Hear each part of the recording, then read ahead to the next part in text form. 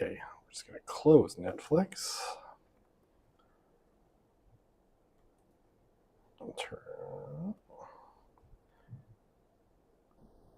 Make sure I got my audio capture set to the right thing. I do. Okay.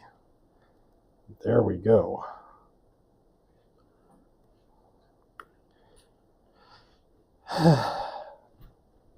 Anything else I need? I'm going to grab the microphone if it has battery power. It does.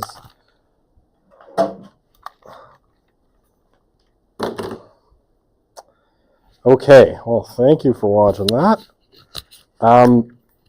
Yeah, let's go through the last unit here. All right, so we're going to talk about kind of one last topic for the course, which, I have, as the title of it, youth and technology. Specifically, we're going to be looking at the arguments made by Jonathan Haidt, which we've been kind of, looking at through the whole term. Haidt's name comes up over and over again, especially in this back kind of third of the course, and a book he wrote in 2024 called The Anxious Generation. And this is the cover of the British version of the book, which I actually really like. The American one is much busier, and I don't like it as much, but I love the kid kind of floating around in a sea of emojis, right, in space. I like it. Okay, I'd added that slide. So, I'm back to the Wild Berry Burst Celestial Seasonings tea. It's pretty good as teas that I could find where I was are. Okay, you know how I feel about political science. Yes, it's not a real discipline. No, I'm kidding. It's fine. I actually respect some political scientists. Do you think social media can be used positively for politics? I have doubts, honestly, about it. I think it would need to be much more regulated than it is. I don't know that much about Zoran Mamdani. I know he's the mayor of New York. I haven't really followed his campaign or his politics. Anything that it could, in any way that it can be used for good, it can be used for ill, right? You could get, someone you like. You could also get, someone you don't like, a Donald Trump or a similar figure or someone else, right? I guess it'll come down, we're going to see a major blitz going on in the next, July, August, September, October. Yeah, 4 months as Alberta gets ready to have a referendum on whether to have a referendum. Woo! A question on whether we should ask more questions. I will be voting no on the I will be voting hard no on the referendum to have another referendum. But I imagine that there's going to be a blitz, and there may be foreign actors, some who might have been our friends not that long ago, like, the United States, that might be campaigning hard on Alberta separation. So I have doubts, and it's so hard to know what's behind, the dark mirror, if you will. Okay, whoopsie. Any good gossip? Any good gossip? I did adopt Benrolio the squirrel. I left it up to my daughter, and she was halfway between Juliet and Benrolio, but she decided she thought Benrolio was a more whimsical name. So we this is our donation to the Free Will Shakespeare Festival. So we did that. Aside from that, I'm trying to think if there's anything particularly interesting. I don't think so. Life is pretty boring right now. Everything's quiet in the department because no one's here. Yeah. After the last class, I saw an article mentioning Canada might be considering banning social media for children under 16 in on Harms Act. Woo! Part of it. Okay. There's other stuff too, along with legislation, trying to properly enforce against the sexual exploitation of child sexual material to minors, content that can harm a minor, or things that can cultivate hostility and Wow. Cultivate hostility is a broad brush, yeah. Interesting. I'll have to, it's probably like C17 or C15. Is that the bill? Or is it even a bill or just a proposal? Okay, I'll have to look that up. I mean, I'm 100% on board with the no social media under 16 thing, like hardcore. You can, I would vote for that in a second. And if the Carney government passes that, I'll take back half of the terrible things I've said about them. Only half. But the proof is always in the pudding. I always think that Canadian digital legislation has tended to go overboard on stuff, but whatever. We'll, if it would keep kids off social media, I'd be all for it. He repealed bedtime, so how can you repeal bedtimes? I view this as a form of government overreach. If I want to set a bedtime, I'm going to do it. Yeah, pretty crazy. I mean, I get it. Sometimes politicians do funny things like that, to appeal to voters. But I will tell you, I did pay $112 to sponsor a squirrel named Benvolio. So, there you go. I like the arts. Sue me. Okay, so we've kind of seen this quote before, right? We saw this when we were talking about sex, right? And Ryan Burge cited this exact passage out of Neil Postman's book, Amusing Ourselves to Death. This is from the foreword of the book, right, that Postman wrote in its second edition, right? And basically, what I have highlighted here is the sort of fear that a lot of people have had as technology sort of encroaches more and more on our life. And again, when did I read this book? I think I read this book in 2001. And it always, this part always, at the same time, I had also read Huxley, Aldous Huxley's Brave New World a couple of weeks earlier, and so it kind of caught me. But I do think it's really interesting because, Postman's Amusing Ourselves to Death, where I swear to God, he sort of halfway predicts that someone like Donald Trump would eventually be elected president of the United States. Posited, right? It's not what we hate that will control us or ruin us. It's what we love, right? And what we love overwhelmingly is these things. And we know that by the fact that we're all on them all the time, right? And some of us have minor panic attacks if we don't know where it is at any given moment. Okay. All right. So we're going to talk about Haidt's argument in The Anxious Generation. And again, a lot of it, the focus is on why Gen Z in particular has seen these big declines in mental health markers and increases in loneliness, stress, and all of that stuff. And Haidt is not, he gets a lot of criticism for it, but Haidt and Jean Twenge, right, they're co-authors, they've written together a lot, they're friends, and they work together pretty frequently, have been pretty hard on phones and social media. And one of the things they say, right, and you remember I talked a little bit when we were talking about those mental health trends about how one of the things we see a lot more is things like the hockey stick or the upside down hockey stick kind of graphs. Something changed, right?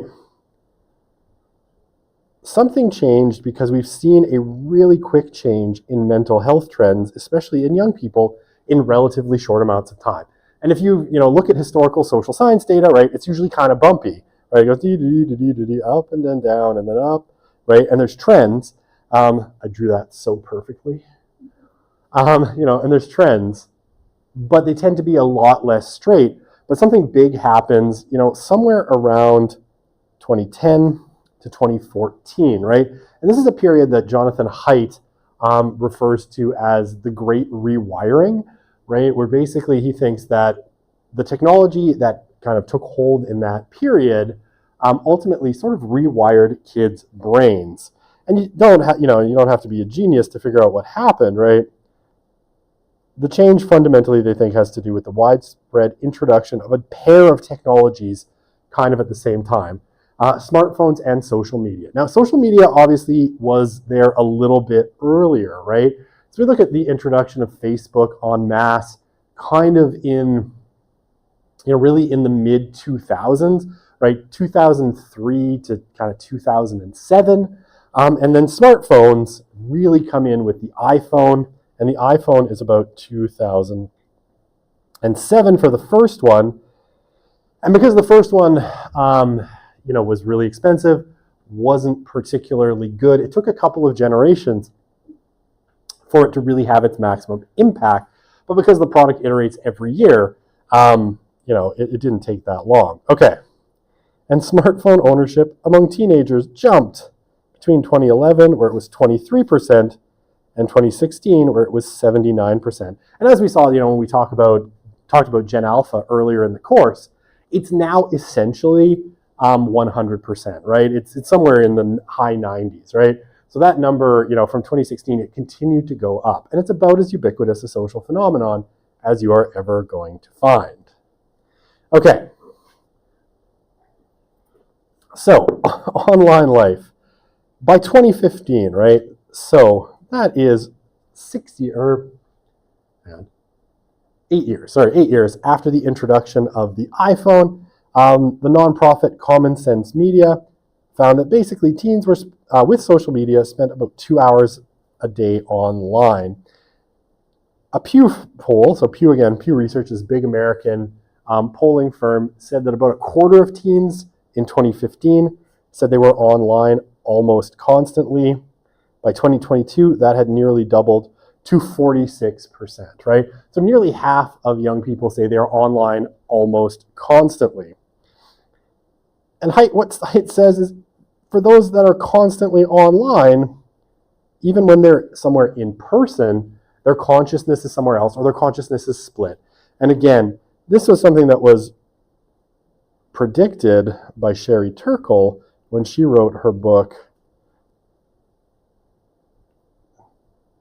Oops, I can spell. Sorry, I'm thinking 2 steps ahead. Alone Together, right? In 2011, right? So Turkle largely predicted this and saw this phenomenon amongst teenagers where they were constantly sort of physically there with each other, but not actually doing things together, right? They're on their phones, so they were splitting their consciousness, and she talks a lot about, the fear of missing out and how young people were on their phones. If they were at a party, they were talking to other friends or looking for other better parties online, or, if they had just had a date, they were back on Tinder shortly thereafter, seeing how well the person they had just been with compared to what else was available, right? So all of those things. All of those things basically mean that people are less connected even when they are together. Okay, now, the one that really hits, and the thing that Haidt says really sort of changed the game, though, was the introduction of 2 devices roughly at the same time, right? And these were the iPhone 4. What are we at now? Is it 17? Okay, so it's been a spell. And I mean, now they just iterated every year, but for a while it was like the 3, the 3S, the 4, the 4S, and now I think we're up to straight generations. My favorite was still the iPhone XS. I don't know why, because I felt like XS just named the game. Like, buy a new phone this year because your old phone sucks, even though you bought it last year. The iPhone 4, right? First phone to launch with a front-facing camera, followed by the first of Samsung's Galaxy S phones, which also came with a front-facing camera. And this just happens to be the same year that Instagram launches and really pushes visual forms of social media rather than text-based forms to the forefront, right?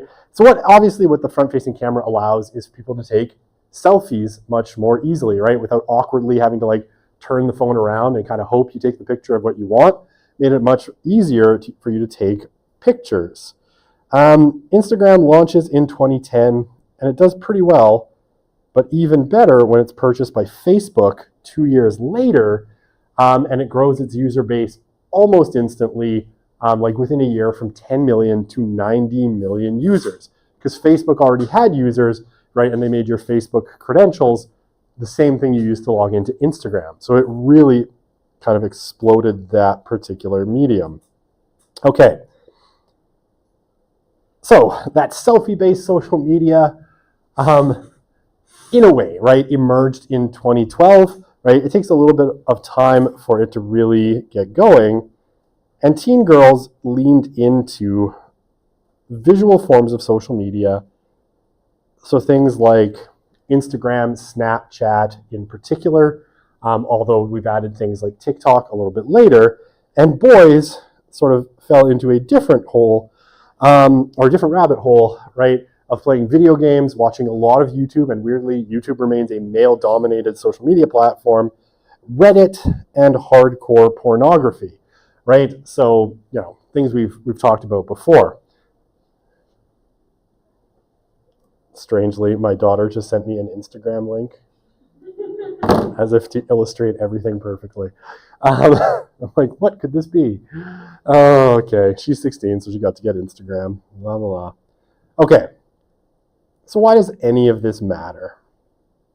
Right? What's so bad about screens? Well, one of the things that Haidt makes a distinction between is two forms of kind of childhood that you can have. And one of them he calls play-based culture, and one of them he calls phone-based culture, or phone-based childhood. So, sorry, play-based childhood and phone-based childhood.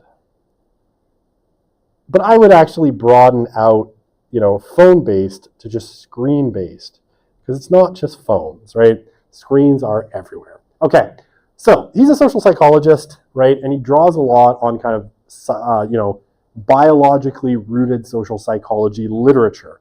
And one of the things he notes is that, like every mammal, like, well, most mammalian species, right, play is really, really important for young mammals when they are maturing. It's how they learn about the world, right? And he says, play is the work of childhood. If mammals aren't allowed to play, right, most mammalian species, they're, you know, as they transition from being a juvenile to an adult, they come out into adulthood with cognitive and emotional impairments, right? And we've seen lots of examples of this even in humans, right? So we've seen, you know, children that were horribly neglected, but also orphans who were put into large state institutions in places like the former Soviet Union and Romania that came out with these severe social, you know, cognitive and emotional impairments, right? So this is pretty well established. And play is basically about learning how to navigate the environment, right? Physically, you learn what hurts, you learn what you're able to do, you learn boundaries, right? Because you transgress boundaries, and you get sort of, you know, feedback from the environment, right? If you get too rough with another kid, they punch you in the nose, right? And that's the kind of feedback you get, right? You learn what hurts, you learn all sorts of things. Even things like joking, teasing, and gossiping, you know, teaches young people verbal cues that are the key to building social skills later. Right now, you know, I still have one kid who's pretty young. He's 6. And one of the really, I don't want to say annoying, but really, I guess, interesting, if not slightly annoying, things about having young kids is having to listen to their jokes, because their jokes don't make sense, right? Like, my son, for a long time, would try to tell knock-knock jokes, but the knock-knock jokes don't make any sense. Because they're learning kind of what is funny, right? How to make people laugh and all of those things. So, you know, it's a form of kind of verbal play, and teasing and gossiping are forms of verbal play where we learn, you know, how to navigate the social world. And it's all really important. Okay. One of the other kind of, hang on, let me switch. I'm tired of red pen. Let's go to green pen. I've always liked green better. I used to mark papers, when I marked papers on paper, in green pen, because I just didn't like the hostility of the red pen. I felt like it was like, you're bad, students. And I was like, you have room to grow, students. So I liked green pen. I had to special order them, though. Okay, so play with others, right? It has some degree of risk, right? Like, you learn things in playing with other people, right? Or playing on playgrounds. about risk, about what hurts, what doesn't hurt. There's feedback in the environment, and we need that feedback as sort of embodied creatures to learn how to live in the world, right? And you learn that, from very little, playing with your parents, playing with siblings, what is okay, what's not okay, social rules, physical limits, and all of that stuff. It can be risky in the sense that you could get hurt, but those risks are usually not very costly, right? You might get into a little shoving match with a sibling or a friend. You might insult people, but generally those costs are pretty fleeting, right? You might get a bruise or a scrape. They're usually pretty fleeting, right? Even when my son decided to try out his friend's e-bike and went off of it at about 30 kilometers an hour, the stitches came out eventually. So it's pretty fleeting, right? Relatively limited risk.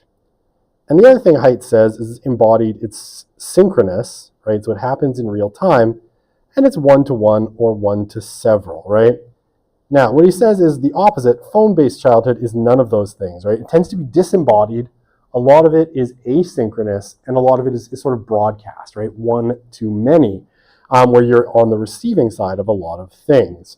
But right, even if you're playing online games with friends, it's disembodied, right? You're not there at the same time, like not physically present at the same time.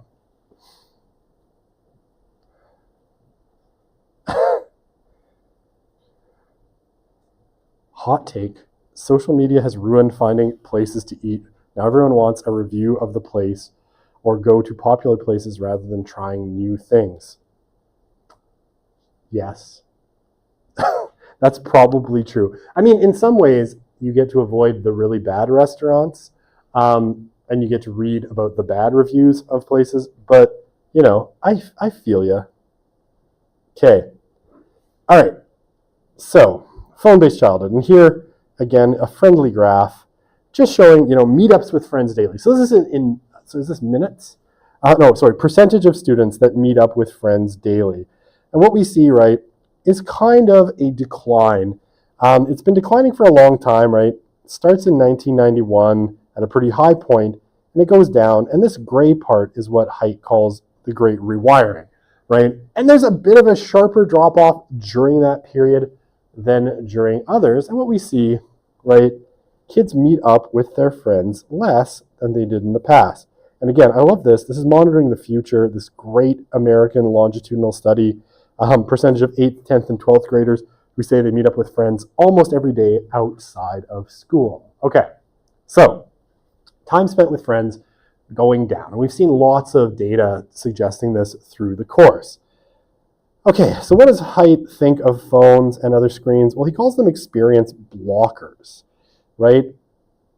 In that, while they allow certain types of experiences, there's a sort of opportunity cost. Sorry, I almost tripped over my tongue there. An opportunity cost, where when you spend time doing things online, you're inherently not doing things in the real world, right? You're not exploring your environment. You're not out playing with friends. You're not getting exercise. You're not learning, probably a new thing or a new skill, right? So every minute on a phone is a minute not spent in the real world. The other one, and the one that he's really concerned about, especially with girls and visual social media, is that it forces young people to think almost as about themselves as a brand to be curated, right? Where they are worried about how they're going to appear because, it's hard to get rid of things online, right? Even if you delete a post, someone could have screen grabbed it. I keep telling my son this, and my wife keeps telling my son this. He says stupid things to his friends on Discord, and he's like, well, I deleted it. And I'm like, and if someone took a screenshot of that thing? And he's like, oh, boys, impulsive. Yeah, and rather than being in the moment, a lot of times, not my son apparently, but a lot of young people have learned to kind of think ahead and manage their brands, right? And this goes to the idea that a lot of young people want to be influencers as well, right? It causes them to sort of think about themselves as a brand, and it can be very externalizing and alienating to think about yourself in that way. Okay, and yeah, there's been a really sharp decline in time spent with friends, and again, we've seen this at a few points in the course. people spend less time with their friends, young people especially, and that's sort of your peak time for spending time with friends, because once you become an adult and there's responsibilities, less of those opportunities exist. But phones also blunt, a lot of other things that people used to do together. Parents are more distracted, right? There's phones, and parents are drawn to their phones just like anybody else, right? It's a real phenomenon. There's less synchronous time with friends, just doing silly things, right? Going to see movies together, hanging out, singing songs, dancing, right? These are all things that we know from statistics are kind of in decline. And a greater loss of common experiences and rituals, right? Because to have rituals in common, you all kind of have to be in the same place. And there are increasingly few of these, right? And someone had brought up, this book, Rituals for Heretics, a couple classes ago, and it's kind of interesting because, it's an attempt to kind of fill in the space left by all those common experiences that we used to have, right? Of which there are now fewer. Okay. Just want to see where I'm at in terms of my slides. I got to manage my time here today. Oh, I'm burning through. Doing awesome. Everything's going to be all right. There's not like 40 more slides or anything. Okay. So, another thing that Haidt cites, and one thing that he's really concerned about when it comes to social media, is the way it sort of hijacks a couple of our evolved cultural systems, right? And he cites Rob Boyd and Pete Rickardson, who I always want to call Richardson because Rickardson sounds weird, but it's Rickardson. And they study gene culture coevolution, which is a really cool field, right? And things like epigenetics and how, culture can lead to the expression of certain genes in different ways. It's a really cool field of study. And they say, basically, humans developed two cultural strategies. They say they've evolved to become part of our propensity for culture. And they call these first conformist bias and prestige bias. And there's ways in which both of these sort of ways that we work to fit into society can be hijacked by social media. Okay, so conformist bias. Typically, we want to fit into the group, so we do what other people do. And I know, we have this mythology, especially about teenagers, that teenagers are rebellious, and they don't like to follow rules, and they're like, they're James Dean, rebel without a cause. And that's just not true about teenagers. Teenagers are actually some of the most conformist human beings on the planet because they really just want everyone to like them and they want to fit in, right? So it's a really powerful impulse. It's actually more powerful, if you've ever met a teenager versus like someone in their 70s, the 70-year-old largely doesn't give a crap about fitting in anymore, right? That's why your grandpa will say such terrible things sometimes. Or your old, your 70-year-old uncle, because they just don't care what people think about them. Teenagers especially are super wired for, conformist bias. Now, social media offers a really rapid fire dose, like a fire hose of information on what everyone else is doing and what is acceptable. In a way, I think that human beings are just not equipped to handle. It's just too much information all the time. The one, though, that Haidt is a little bit more worried about, I think, is prestige bias, right? And specifically, and again, we'll make reference to some other things that we've talked about in the course, as human beings, we want to associate with the best models we have available, right? So basically, the way this typically worked in human societies, and still does in a lot of places, is a young person will want to sort of attach themselves on to someone that they consider, the best model in their community, right? Now that used to be things like the best warrior, right? Or the best, the best soldier, the best politician, the greatest athlete, any of those things, right? We've wanted to kind of walk on to the best model available and emulate those people, and especially kind of have those people take us under our wing. It's actually a very functional thing, right? Like if you were an artist, an aspiring artist, you'd want to find the greatest artist to be your mentor, right? That's prestige bias, right? You want to kind of put yourself into a situation where you can be mentored by people. Social media is really good at identifying, people we want to that we see as good models, and it tells us who they are through likes, views, and algorithmic placement, who the top people are, for good or for ill, right? And here, this is one of the quotes that you actually heard in the documentary, because this is Sean Parker, right? And it's right in there in one of those interviews, right? Sean Parker, one of the early leaders at Facebook, said the goal of Facebook and Instagram's founders was to create a social validation loop. And this is exactly the kind of thing a hacker like myself would come up with, because you're exploiting a vulnerability in human psychology. And what Haidt says is this hacking of our psychology has kind of been disastrous for young people's development, right? Because what they've done is largely kind of glom onto and attach themselves to a bunch of online figures, right? A bunch of people online, typically influencers, right? And the time you're most sensitive to this is between 9 and 15, right? And so what do we do? Online, what do we see? People who are in prestigious positions and who are recognized as such. Now, not a problem, right? But because they're virtual rather than embodied, they can't really mentor us, right? You can imitate them, but you can't build a relationship with them. Now, if you remember from when we were talking about loneliness and mental health, we saw, I guess, the best kind of mental health outcomes were when you had 5 or more trusted adults, right? But it was still pretty good, at 2 to 4, really good outcomes there. And it's not to say that if, you are, here, this is always the thing, right? Because again, having kids in the digital age is a weird experience. For like a couple of months, maybe like 6 or 7 months, my son was super into a online influencer you may have heard of. He goes by the moniker Mr. Beast, right? And it was honestly like Mr. Beast this, Mr. Beast that. He spent hours and hours watching videos by Mr. Beast, right? And he wanted to be an influencer just like Mr. Beast. And again, nothing wrong with that. The problem being that any amount of time spent with Mr. Beast is time not spent with a real adult that could mentor you, right?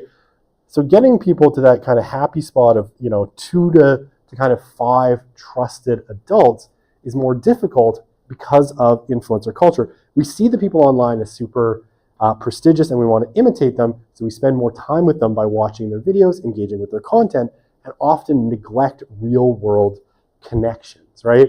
And that is a major problem.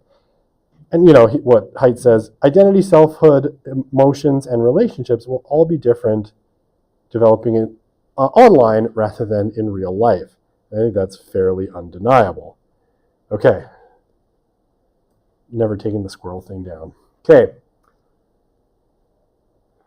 So this is some recent stuff. This is all out of Monitoring the Future, and Jean Twenge plotted this on her Substack, and I kind of stole it off of there. Because this is, basically, it was out of an article that she titled, what is it? The Manosphere and Tradwife Culture Are Winning. And here, right, the kind of point and where this goes along with prestige bias is kind of the changes that we see here. Because these are 4 questions that have been asked by Monitoring the Future going back a really, really long time, right? So the question here, a woman should have men and women should be paid the same for the same work, and this is the percentage that do not agree, right? And what do we see here? Again, a really weird kind of rise. It had sort of stayed in a fairly stable range for a really long time, but right around 2019, it takes a huge jump upward amongst boys, right? Girls, obviously, it doesn't take much of a jump, but boys start to think here. And this is potentially, right, though it's not definitive, I don't want to present it as such, the proliferation of what you might call red pill or manosphere kind of content online starts right about here, right, and accelerates after that. And what you might be seeing, in this sharp graph, jump up in the graph, right, going from like 14% all the way to like 22% of men disagreeing that men and women should be paid the same amount for the same work is probably some of that prestige bias, right? By associating and viewing someone like, what's his face? Andrew Tate or Nick Fuentes. If you don't know who any of those people are, God bless you.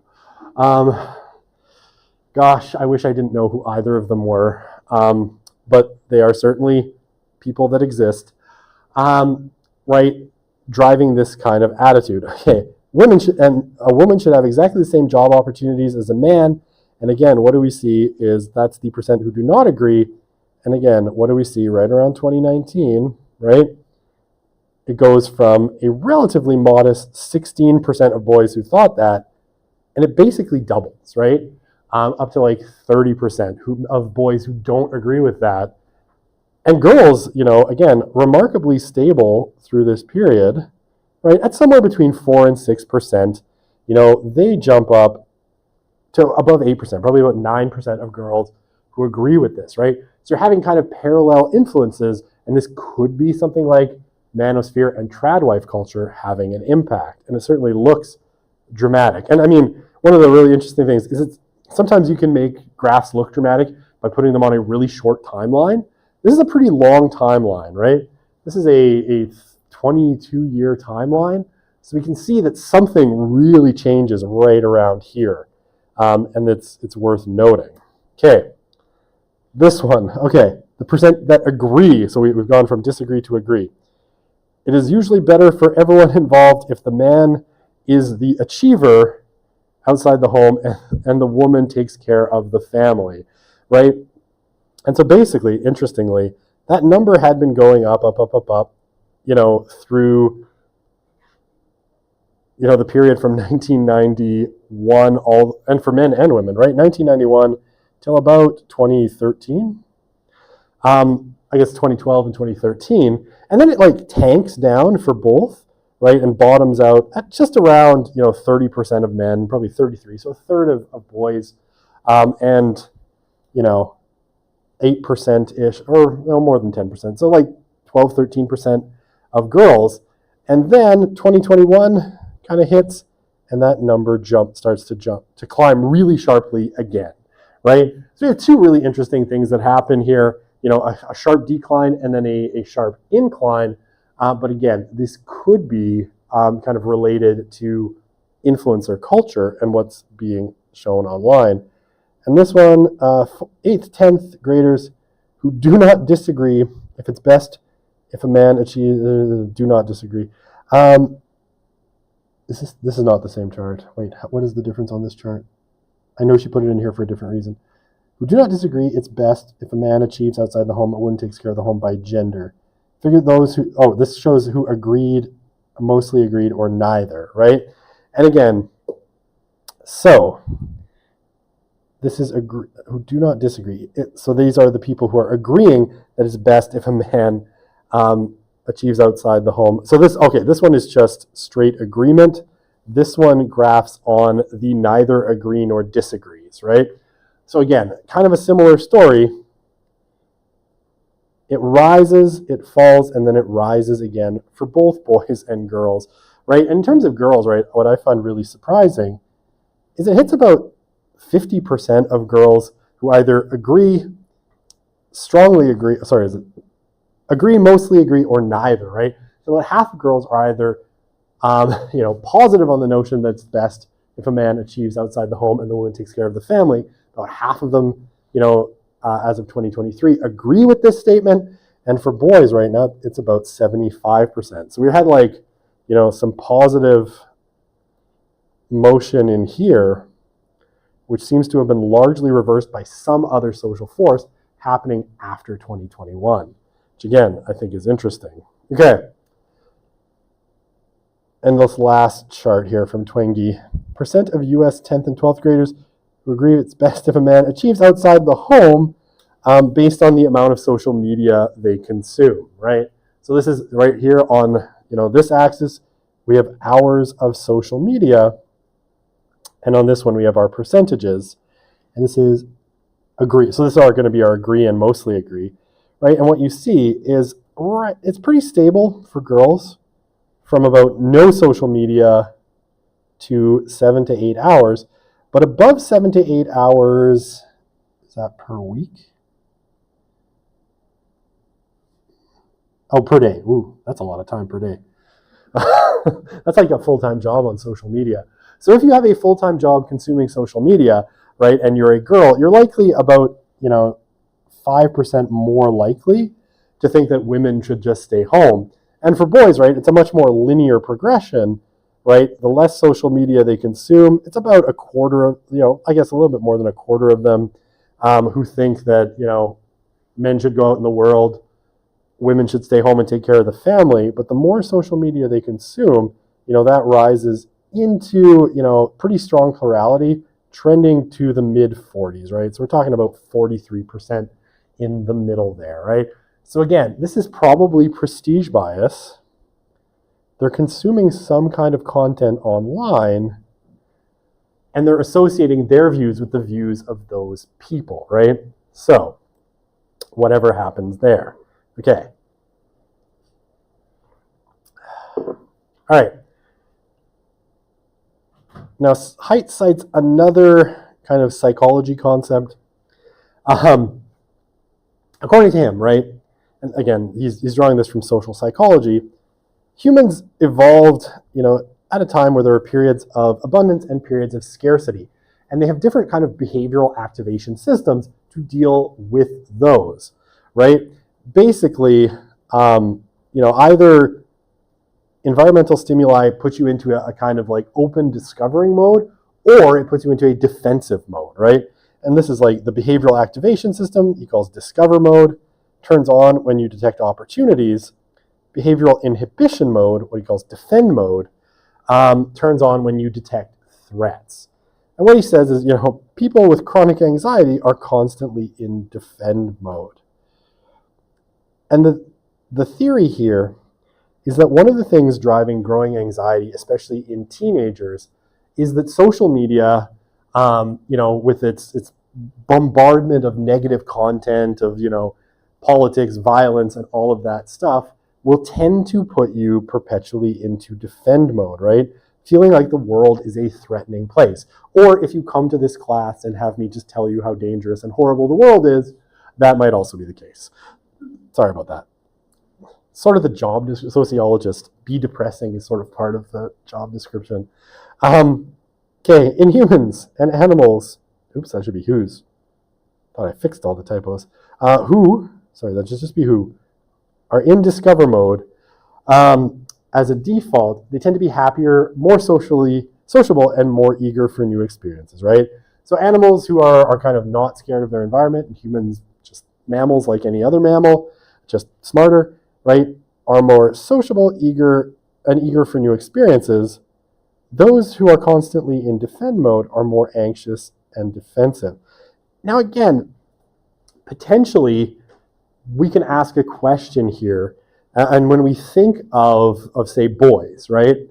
Because we talked about boys and this weird thing that seems to be happening with boys, we talked about it in the last unit, that they seem to be increasingly less interested in new experiences, right?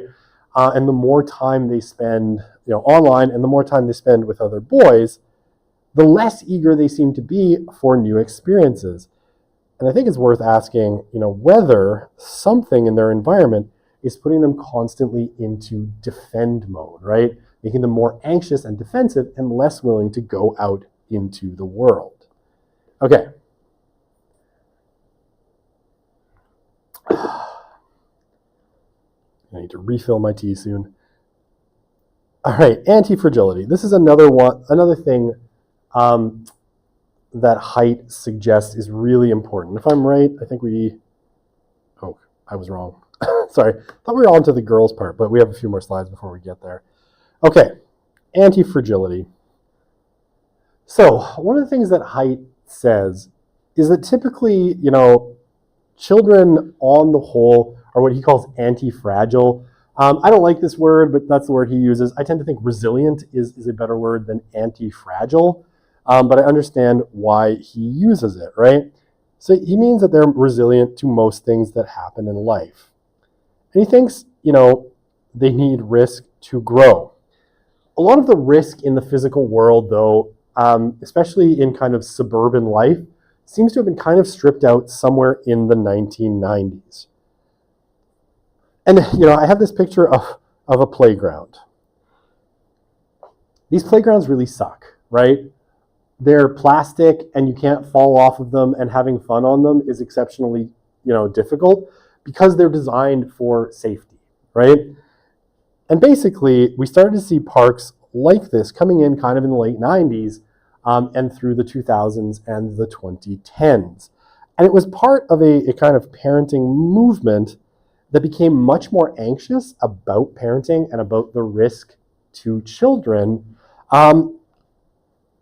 Partially as we moved out of kind of a mode of parenting more typically called natural growth to a mode of parenting called concerted cultivation.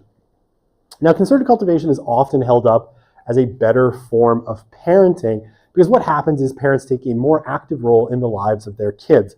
And especially, they tend to overschedule and structure their children's times really carefully and keep their kids under surveillance or supervision. Surveillance is maybe the wrong word, but I said it, so there it is.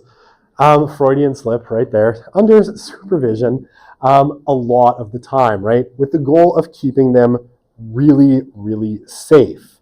So like you overschedule them, that you're there all the time, right? They're not allowed to leave the house without you, they don't play outside that much because the world is a scary, dangerous place and all of that stuff, right?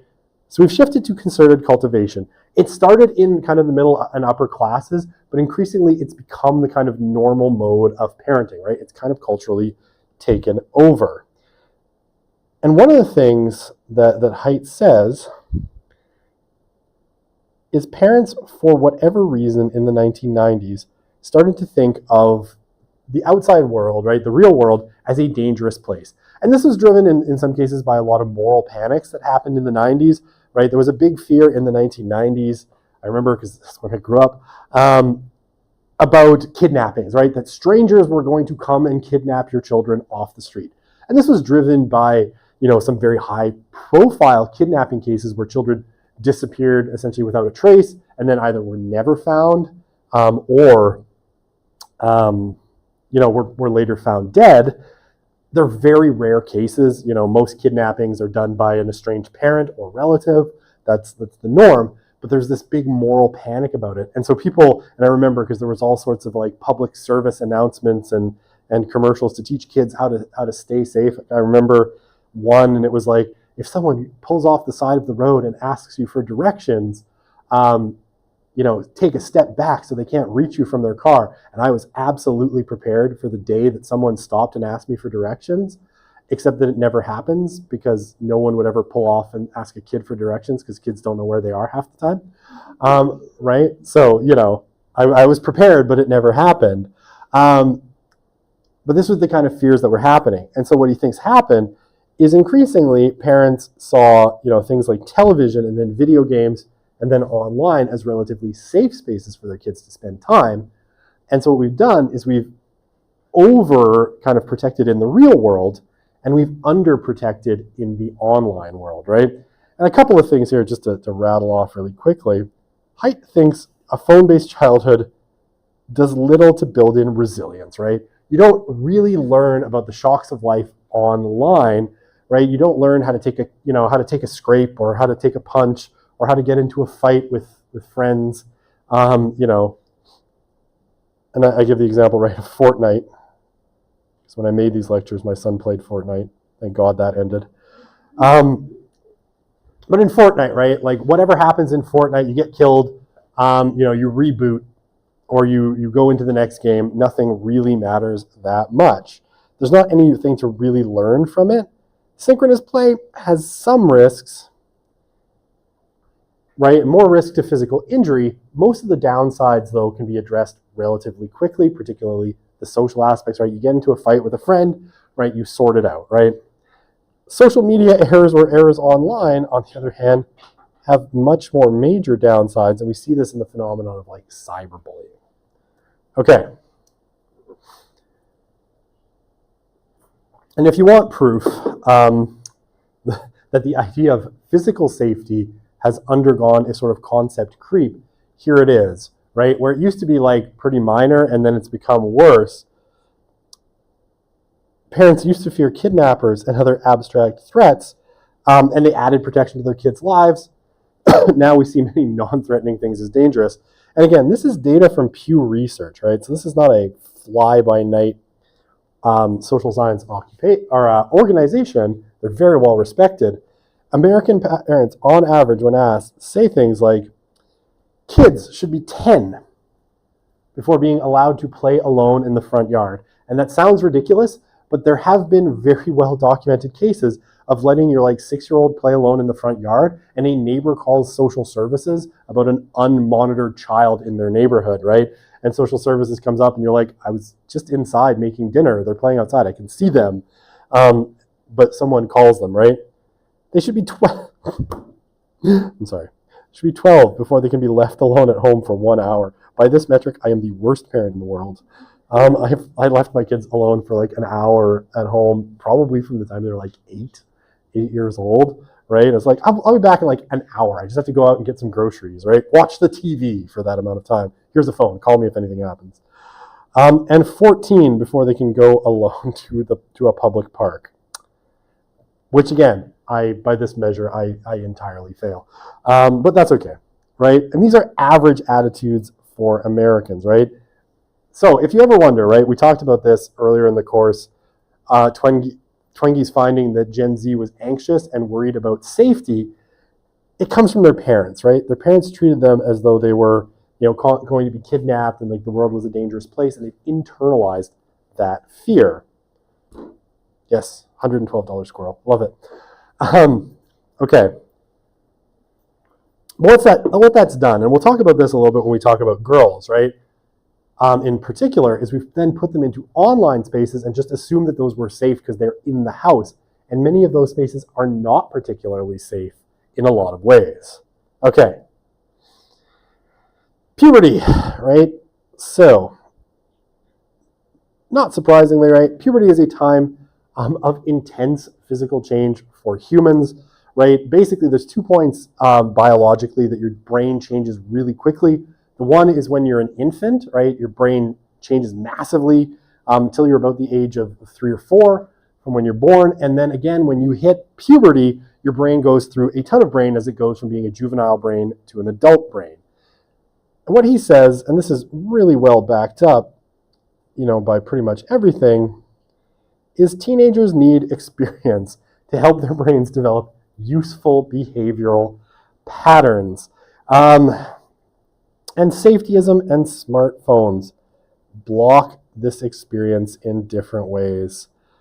And often, actually wires brains in ways that I think are probably antisocial in major ways, right? And again, I don't want to harp on the example of pornography because we talked about it already in the course, but I think it's worth kind of repeating here. One of the things that we know about sexual development, especially in mammals, right? And we know this from doing experiments on rats, is the conditions in which people are socialized into early sexual experiences matter a ton to their later sexual their sexual development. And the one that I always find funny is they've done these experiments with rats where they take a male rat, a juvenile male rat that's just become sort of sexually aware, and they put it in a little coat, right? They put a little coat on this rat, and then they introduce it to a female rat that's in estrus, right? Basically in heat.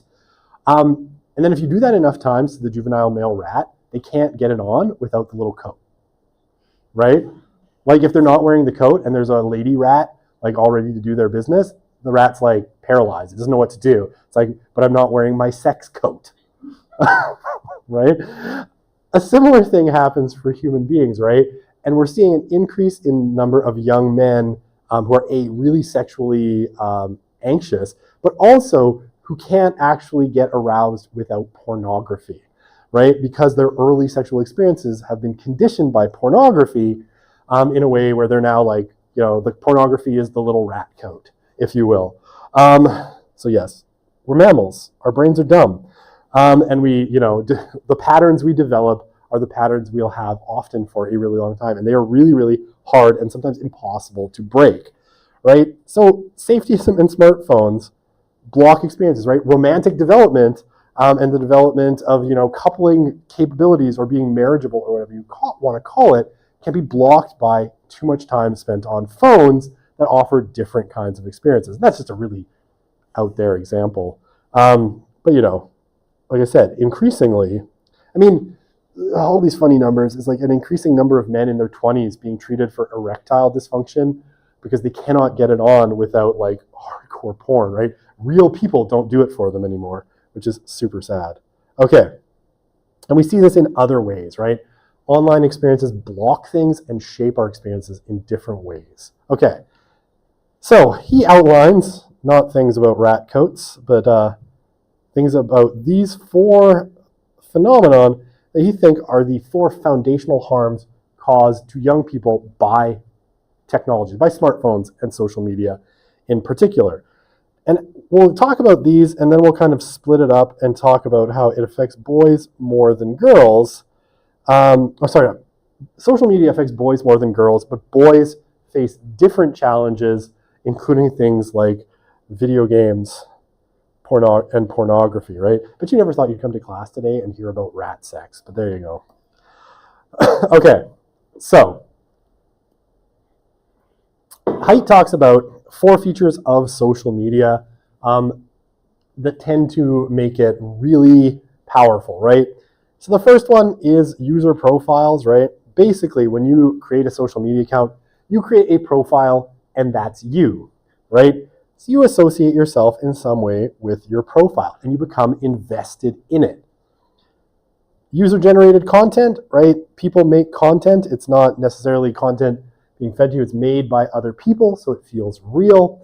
Networking, right, allows you to connect with other people. It's interactive, so you can interact with other people. And social media, largely in its early days, was actually what it claimed to be, right? It was about connecting people. Increasingly, and what you probably, hopefully took away from that documentary, is social media, I think now largely is a misnomer. It's not social media, it's attention media, right? The goal of social media is no longer about connecting you to other people. It's about keeping your attention on the platform for as long as possible. And this shift happens incrementally, but it definitely starts to happen, somewhere around or before 2010. And what Haidt says, it leads to what he calls the great rewiring. So it fundamentally changes people, especially young people, especially Gen Z, because they're the ones who grew up with it. And he thinks this great rewiring largely completed and sort of locked in by 2015. Okay. Oh, you've seen this graph before, so there you go. So the first harm, right? So of our four harms. The first one is social deprivation. Why does this matter? Well, what Haidt says is phones, phones and social media were originally about connecting us, right? Increasingly what we see is social disconnection, right? And again, we see this is the great rewiring here. Once we get through it, people spend less time with other people, especially the youngest people in the cohort are 15 to 24, right? Even when they're together, they're elsewhere, right? They're alone together. And they spend less time together than any generation previous and more time on screen, right? And Haidt, and I think, this is well backed up, embodied time is different and more valuable than unembodied time, right? So young people spend maybe a lot of time online with each other, but far less embodied time together. Harm number 2, sleep deprivation. Twenge talked about this in her book, iGen, as well. And here, roughly speaking, right, the teenage brain, right, because your brain is changing really quickly, and it's changing in massive ways, going again from a juvenile brain to an adult brain, and it's very tiring, right? Knowing this doesn't make it any less frustrating when my daughter sleeps till like 4 in the afternoon, and then gets up for an hour and then has a nap. But I forgive her. The iron deficiency also plays into that. But teens need, on average, about 9 hours of sleep per night, right? Which is about the same amount as a baby needs, right? So quite a bit of sleep for that proper brain development.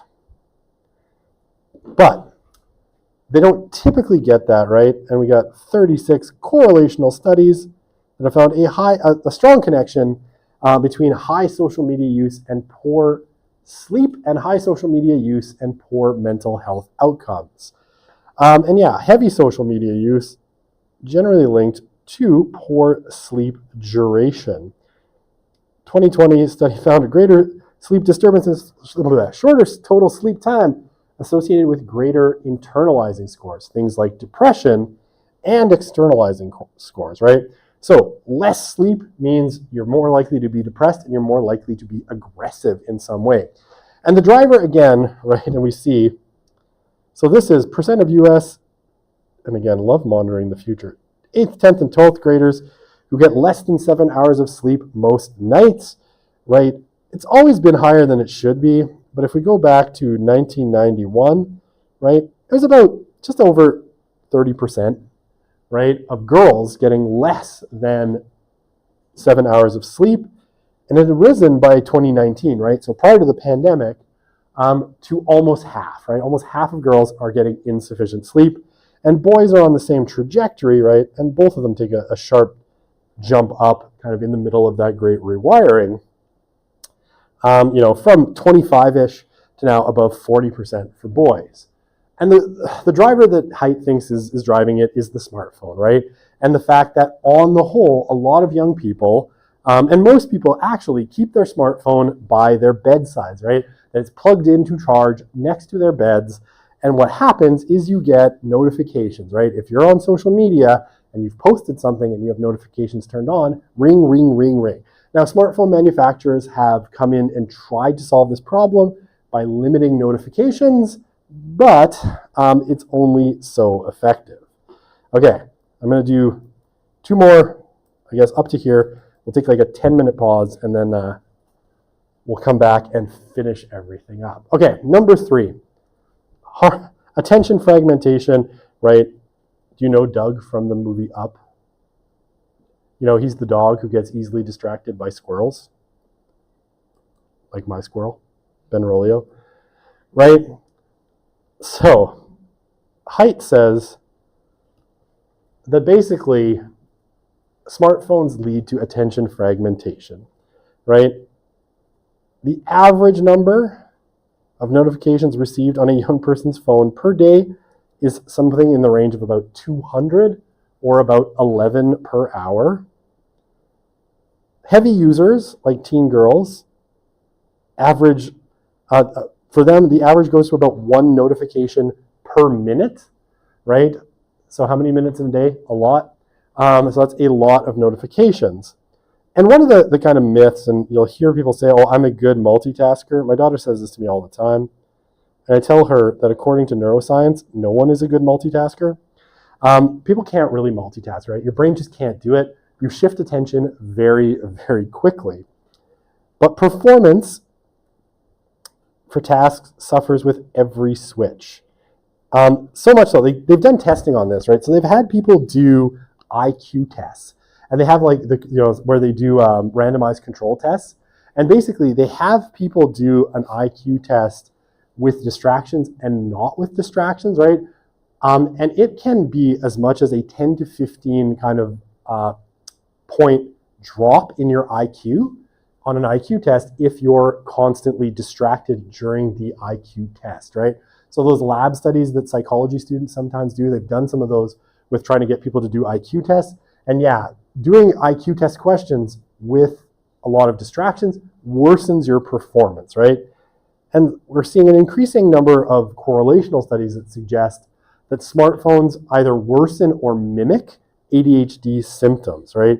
So you've seen a huge jump in all sorts of groups, teenagers, middle-aged women who are getting more and more ADHD drugs. And there's some evidence, though it's not conclusive, that some of this may just be caused by constant distraction and so many inputs coming in all the time. So we've seen a big increase in the prescription of ADHD medications as well. Huzzah. All right, and the last one, addiction, right? And basically, this is a lot of what was being talked about in that documentary, right? Basically, the way smartphones are designed is to trigger sort of a sort of addiction loop in people, right? It basically sort of pushes you into addictive behavior, very similar to a slot machine, right? Instagram is very much like a slot machine. YouTube now, especially with shorts, is very much like a slot machine. All of these things are designed with the same behavioral system as a casino. And basically it's this: smartphones give you a little burst of dopamine as a reward for certain actions. It starts with a trigger, right? Which is the notification, right? You get a notification on your phone. And like I can't remember which of the people in the documentary said, it's like you get a notification that you've been tagged in a picture, you can't not check it, right? Psychologically, you're super, it's going to itch at your brain until you check it and see what that was, right? So it starts with a trigger, leads to an action, right? Touching the notification, opening your phone, whatever it is, and that will lead to a pleasurable event. Sometimes, right? And the sometimes is really, really important. And it's actually built into these models as well, is you're not, especially with something, say, like TikTok or Instagram Reels or YouTube Shorts, you're going to get, okay, so this is kind of like a slot machine, right? This is where the slot machine psychology really kind of fits in. If you won every single time at a slot machine, you would get bored, right? So if you just plugged in your quarter and you won, or I don't know, slot machine, I've never gambled, I don't care. So I assume this is how slot machines work, right? If you put in your money, however much it is, and every time you got some kind of payout, you'd get bored, right? Because you're winning all the time. What actually happens is, it's called a variable reward schedule, right? Where if you get a reward only some of the time, the dopamine in your brain actually builds up or the burst of dopamine builds up and builds up until you get that thing you really like, and then it releases and it feels even better, right? So you have to lose a little bit in slot machines so that win you get occasionally actually feels good. And social media is much the same. It actually purposely gives you things that it knows that you don't 100% love before giving you something it knows you really like, so that when you get that thing, you're like, that's the thing I really wanted, which I know you're all like, you open your phones and you're like, yes, no, probably not. But that variable reward schedule is built in, right? So you get that variable reward, you only get it sometimes. And the fourth step is investment, right? So as you do more of this, right, your brain adapts to the dopamine hits that you're getting all the time by downregulating the amount of dopamine needed to feel the same. So it downregulates your dopamine, right, that you're naturally producing in kind of everyday life, so that it takes more and more dopamine to feel kind of baseline again. And if that sounds like drug addiction, it's basically the same mechanism that you see in drug addicts, right, where it starts, after a while, their body downregulates dopamine, so it takes another hit of heroin just to feel normal, or you can take more and more of the drugs or harder and harder drugs to feel the high again. It's the same thing with social media, though not obviously quite as bad. But your brain can enter a deficit state so that ordinary life becomes boring. And we can see this in some behavior in people who use social media really heavily. Things like reading, right? Spending time reading a book becomes hard. Why? Because you're not getting the rewards on a schedule that your brain has become accustomed to, right? Or, even again, like romantic relationships with a real person, you don't get to the dopamine release as quickly as you would with, say, adult material online, right? So that deficit state makes ordinary life seem boring and more difficult. So it's all kind of problematic. And Pornhub, by the way, built the same way, right? Variable reward schedule, and all of that stuff. Okay, so when we put these all together, right, these 4 foundational harms: social deprivation, spend less time with people; sleep deprivation, they're sleeping less; addiction, which is the 4th one, and the 3rd one is, attention fragmentation. My attention had become fragmented and I could not remember the 3rd one. All of these explain why our mental health got so much worse when childhood became phone-based. Okay, I need a little pause to refill my tea. We're close to the end, and I can rattle through the rest of this. Let's take a 10-minute break. Come back at 2:55, and we'll finish. I know this seems like a lot, but actually I can go through all of this pretty quickly. So we'll finish up the course content and kind of go from there. See you in 10 minutes. Huzzah.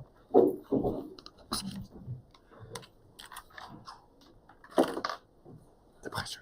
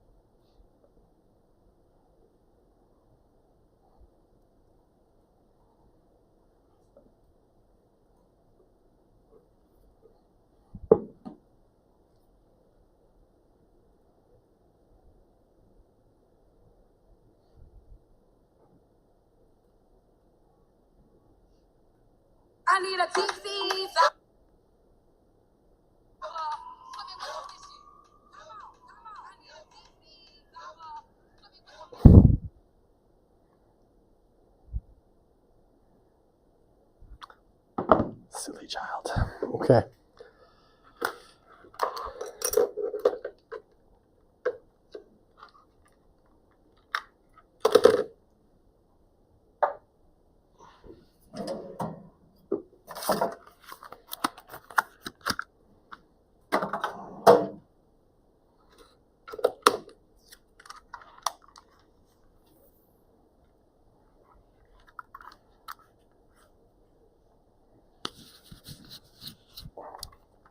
Okay, let's keep on rolling here.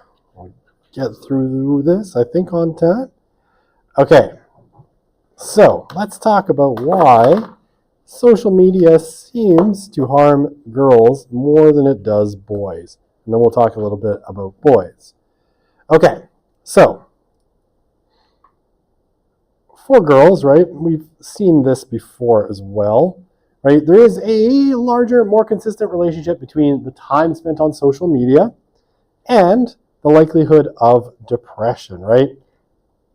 Roughly 3 times as likely to report poor mental health effects than their male counterpart.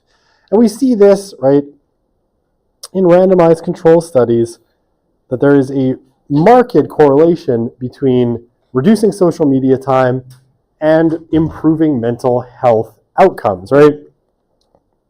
And lots of evidence and mounting evidence in things like this, right? And Height, Twenge, and Rausch collected about a dozen studies pointing all in this direction. And it's things like when Facebook was being introduced to college campuses in the early 2000s, right? Mental health outcomes on the campuses where it was introduced declined, and on campuses where it wasn't, it didn't. Because Facebook had a weird kind of rollout, right? It didn't go everywhere all at once.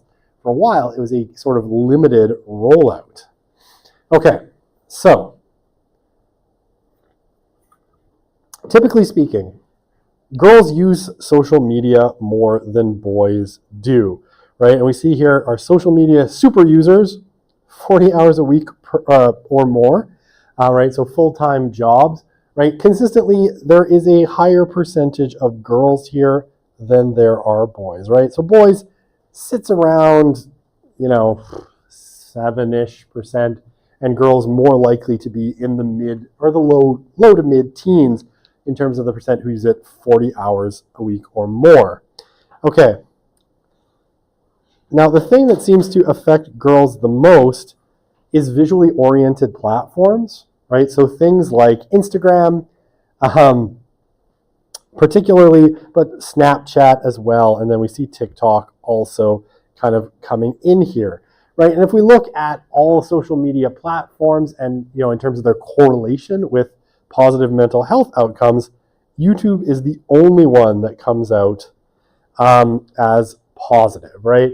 So, what do we say here? Visual-oriented platforms all use the business model developed by Facebook, maximize time spent on the platform in order to maximize the extraction of data and the value of users to advertisers, right? And I have friends who've admitted this, right? All, I guess now middle-aged women, because they're people I went to high school with, and they're like, they've said Instagram knows them better than their husbands do, right? Because Instagram always knows what it is they want to buy, right? And is always suggesting products that, yes, they really, really do want. Okay. By 2015, right, so that's already 11 years ago, 1 in 7 girls were using social media more than 40 hours per week. Okay. So, why does social media affect girls more than boys? So, it goes down to a very, a minor part of psychology, but an important one. And generally speaking, right, males and females, boys and girls are relatively similar when it comes to their psychological makeup.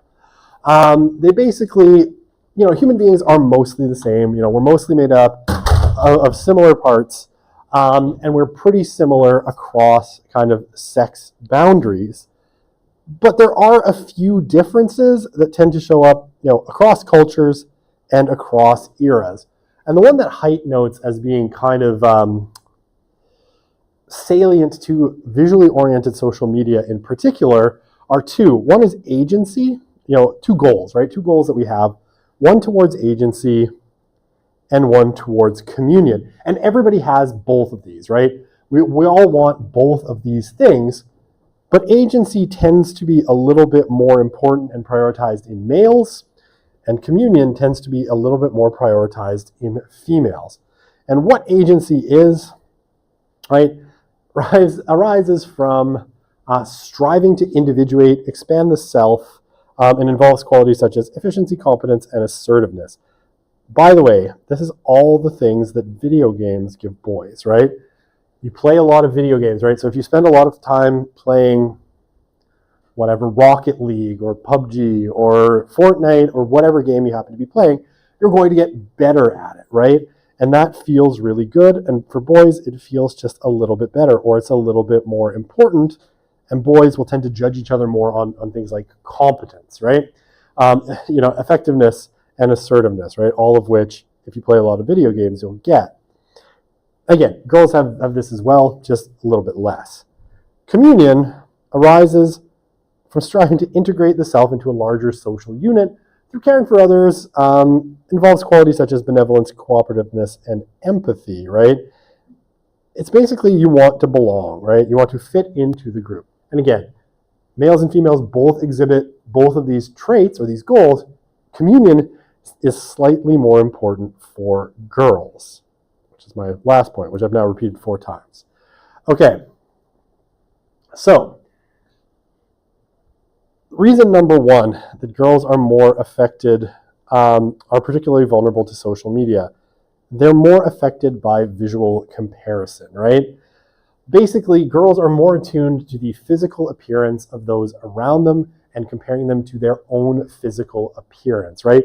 Because girls know either implicitly or explicitly that women are more judged on physical appearance than men are, right? What is it? This Olivia Rodrigo quote, I want to throw my phone across the room because all I see is girls too good to be true, right? Haidt cites this concept from Mark Leary, where Mark Leary has suggested that human beings are comparison machines, and that everybody sort of has what he calls a sociometer, right? A built-in sociometer, right? A device in our brains for measuring where we sit in kind of social standing, right? And he says it runs from 0 to 100, but you can have it running from whatever number to whatever number you want. And basically what happens, right, and if your social status has ever been attacked, you'll kind of understand what this feels like.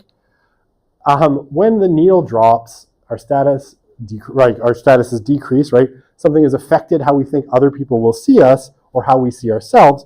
It triggers anxiety, and that motivates us to change our behavior to get the needle back up.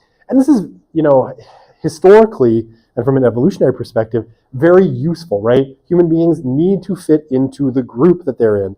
Why? Because we're not particularly good at much of anything other than being smart, right? We're not strong, we're not fast, we don't have good teeth, we don't have good claws, right? We really survived as a species by fitting into and getting along with a group. But it also has its downsides, right? When we feel like we're not being included, or we're out, our social standing is dropping, this can hurt a lot, right? This is why, if a rumor gets spread about you that's ruining your reputation, you will feel very bad about that, whether or not it's true, right? Because again, you know that your social standing could be affected by it. Okay, and girls, as I said, know their social status is more closely tied to appearance than boys. And what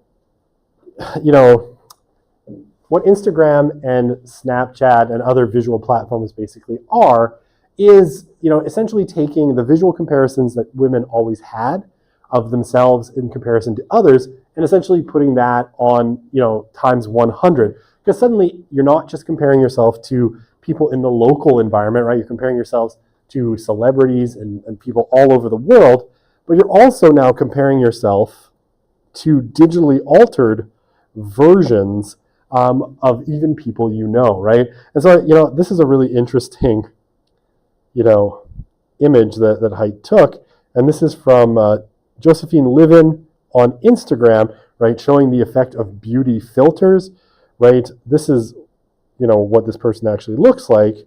And this is all of the altered photos, right, that are basically edited to look, like the lips get bigger, the eyebrows get more defined. Does anything happen to the nose? I can't really tell, nor do I care. And it goes from this hideous monstrosity here. I kid, she looks fine. Right, to actually, this looks worse to me in a sense because it looks so fake. But whatever, right? Girls deal with this all the time, right? And what Haidt says is this triggers anxiety because it's sort of, without necessarily meaning to, sort of triggers their sociometers, right? Okay. And I mean, a lot of this is probably, so sorry, I already made these points. There's always been social comparison. It's nothing new. It's just dialed up, right, to a higher level. And girls, suffer from more socially prescribed perfectionism. And this seems to be kind of a cultural feature of kind of modernity, is we expect a lot out of girls, often less so than we expect out of boys. But much of their kind of sense of themselves also seems to function kind of on an unconscious level, right? And here Haidt cites these researchers from France who exposed young women to images of either very thin women or average-bodied women. And basically, those who saw the thin women became more anxious about their bodies and appearances, even though they only flashed the images for 20 milliseconds, which is too fast for you to consciously be aware of what you're seeing, right? So your brain sees things and is comparing you to other people. I know it's super unfair, even on an unconscious level, right? And what do we see here, right? Here we've got our great rewiring. And we see, satisfaction with oneself has crashed for both boys and girls, right? More for girls than for boys, and girls obviously started at a lower point, right? And again, this is a steep line. This is your inverse hockey stick graph. And again, the timeline here is pretty long. So something definitely happens, in here that's really socially relevant. And smartphones is basically the only thing that makes sense. Okay. Why social media is worse too. Girls' aggression is more relational, and counterintuitively, right? We often think of men as more aggressive than women. And that's true if you count physical aggression. However, if you count other forms of aggression, males and females are roughly as aggressive as the other, right? And basically there's going to be a distribution of aggression. It's just that female aggression tends to be more relational than it is physical, right? And I love this. So this is an article by Freya India, and I like the title. She's an interesting thinker. Oopsie, I haven't done that in a bit. She's an interesting thinker, but I like the title. Social media is not just making girls depressed, it's making us bitchy too, right? And so Instagram taps into our competitive psychology and tendency for girl-on-girl bullying. So, what does female aggression generally look like? Well, it looks like attacking relationships, right? It's rumors and gossips. It's turning friends against other girls. And it's damaging their reputations, right? And this is, people have commented that this is probably why, among the reasons that, being called, a slut is so kind of hurtful to girls, right? It's sort of relationship attack, right? An attack on their, their perceived morality or their perceived standing or their virtue or something, right? It's particularly damaging, whereas, commenting on a male's, sexual proclivities is not as damaging simply because they're not as attuned. Well, I mean, A, it plays positively, but B, they're not as attuned to damage reputations as girls are. Okay, now, a girl who feels her status declining, right, that sociometer, right, is going from like 100 and it's going down to 0. I don't know what this drawing is. I'll scratch it out. Right, they become more anxious, right? And what's been noted, and Twenge notes this in her book iGen, and she has a great quote, which I should pull in here and kind of throw it there. And she has a couple quotes from ER doctors who say things like, not a weekend goes by that we don't have, a teenage girl or a group of teenage girls coming into the ER for self-harming incidents that began on social media, right? So we see more instances of self-harm, right? And we established that in the mental health unit, more depression and more suicide, right? Weirdly, what you might not expect is that the movement to phone-based life, right, or screens, actually has decreased bullying amongst boys, right? Because bullying amongst boys was mostly physical. And when boys aren't in the same space, they can't get bullied as much. Cyberbullying, on the other hand, is obviously online, much more prevalent amongst girls. So bullying amongst girls has actually increased. And as a phenomenon, cyberbullying is way worse than physical bullying in lots of ways, particularly because there's no escape from it, right? Like if you were being, if you go back to those glory days of, let's say 1993, if you were being bullied at school, at the end of the day, you got to go home, and at home, at least in theory, you were safe, right? You knew that the bullying wasn't going to start right away. It wasn't going to continue. You had a little break from it, right? And your life at school probably sucked. But, you got breaks from it. The summer was probably less, bully-free or with less bullying because they just couldn't reach you. But cyberbullying is different because it follows you home, right? It's on your phone. It follows you to bed. If you have your phone by your bedside, it follows you into the bathroom. If you take your phone into the bathroom, which you really shouldn't, it's kind of gross. But it's pervasive, right? It follows you through all these parts of your life, and it's really, really hard to get away from. So psychologically, it feels like you're always under attack, right? Like there's no reprieve for you at all. And that is a feeling that does lead to anxiety and depression, right? Okay, so it creates a lot of pressure on girls to curate their appearance, their words, their online personas, in very, very curated ways, but I just said curated, right? Very intense ways, right? So there's a lot of anxiety that goes into it. Okay, this one is fun.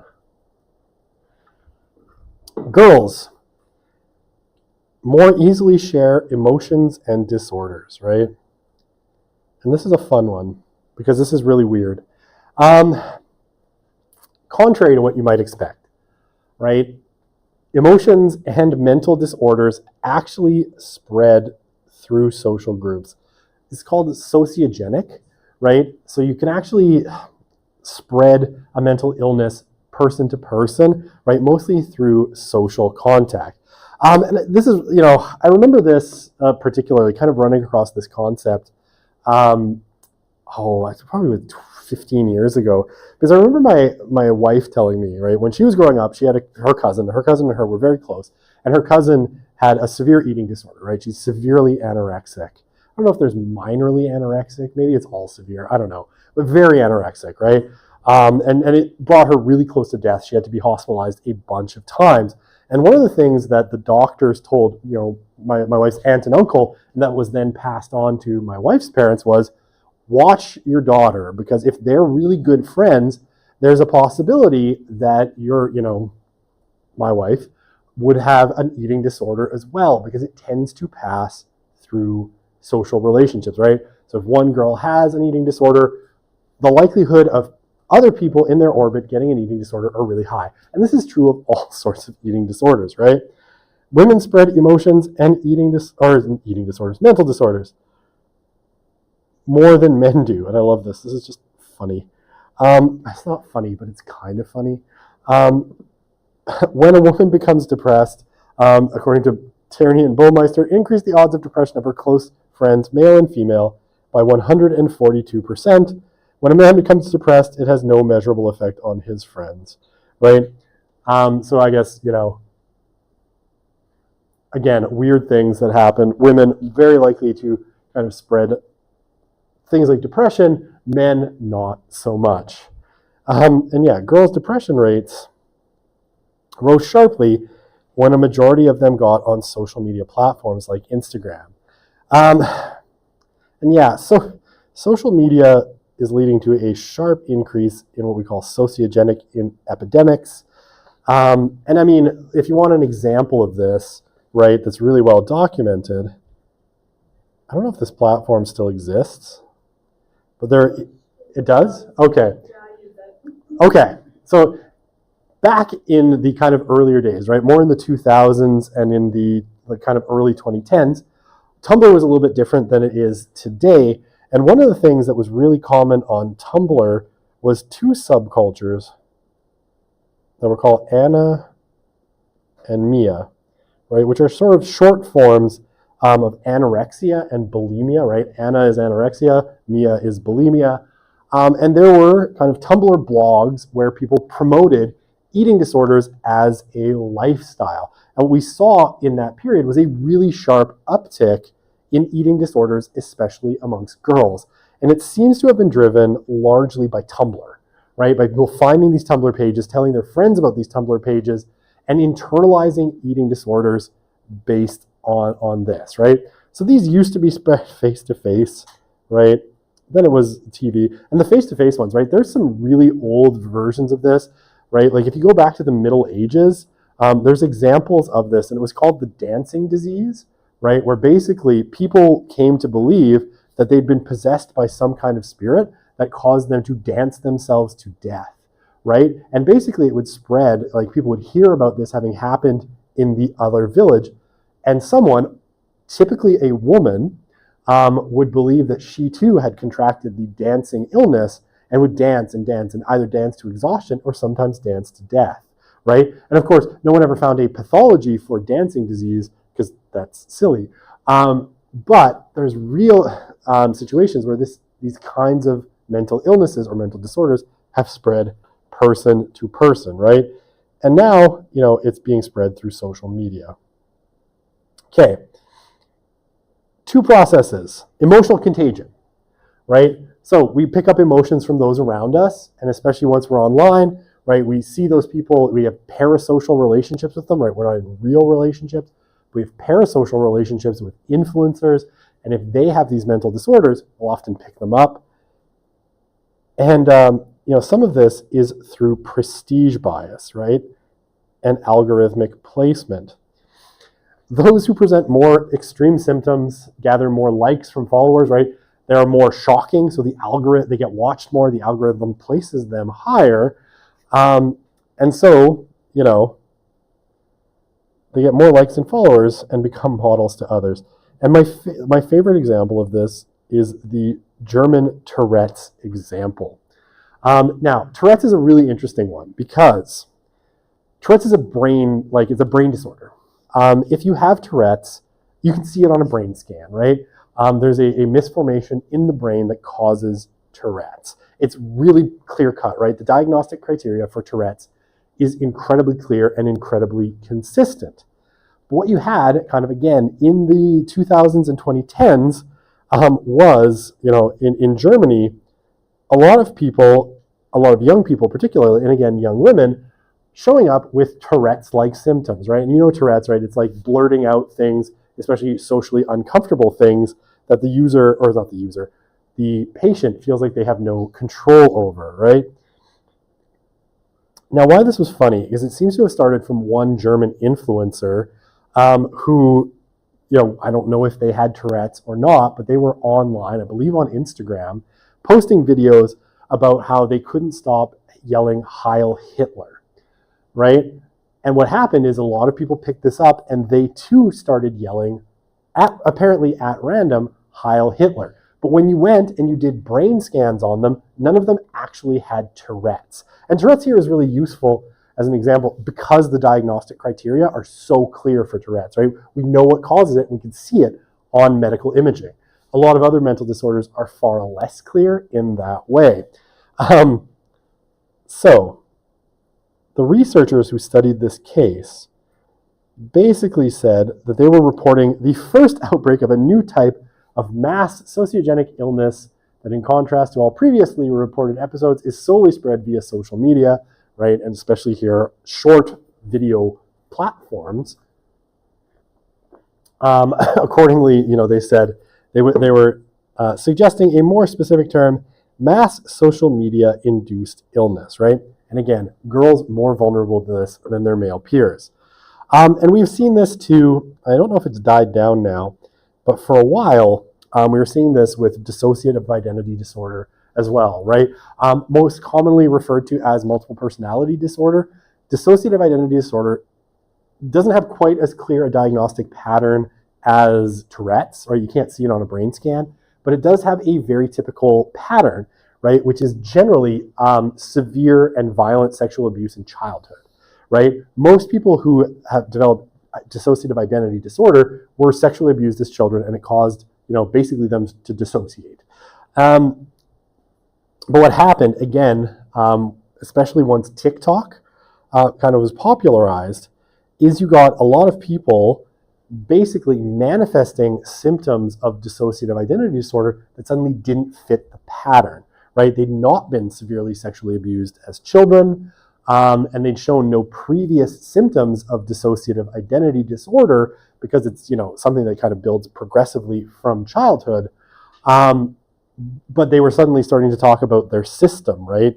And manifesting different personalities. And again, this seems to be, a sociogenic illness, right? Or social media, or a mass social media induced illness.